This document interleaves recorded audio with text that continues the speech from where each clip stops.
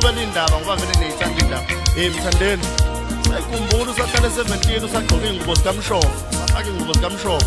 Umshofu ekunabikelisa. Ikona umshofu ongamsusa eduze kwakho ngoba yazi ukuthi kudala. Mthandeni, ngiyakhumbula lapha e-workshop eThekwini lonyaka lodlule. Waqhumisa cricket.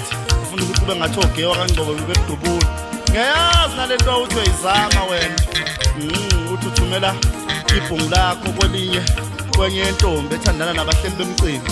Ngoba ufuna ukufaka ushimo wakho wamaskanda. Ibhungu layibona leyo nto leyo. Layitshela intombi yomhleli womcimbi ukuthi hey kuthiwa mina malokhuzana ngisebenzise wena ukuze ngizokweshela la ukuze ngizohleleka lo mhleli lo womphathi womcimbi kuba ngathi uthandana noNondini. Yeke lento yakho ayilwe ngamajaha ayingali ngabafazi ngoba mayisilwa ngabafazi zoxakeka.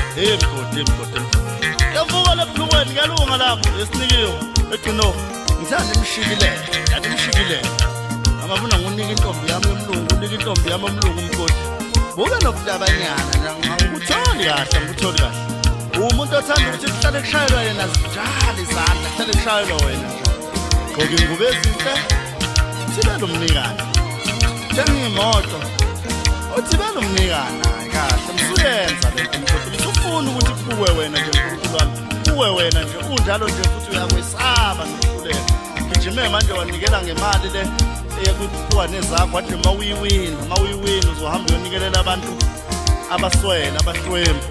Angithi nakhona usapusha kona ukuthi uyakhankasa mgodi ukhankasela kona ukuthi ufuna ukuwina ngenkani.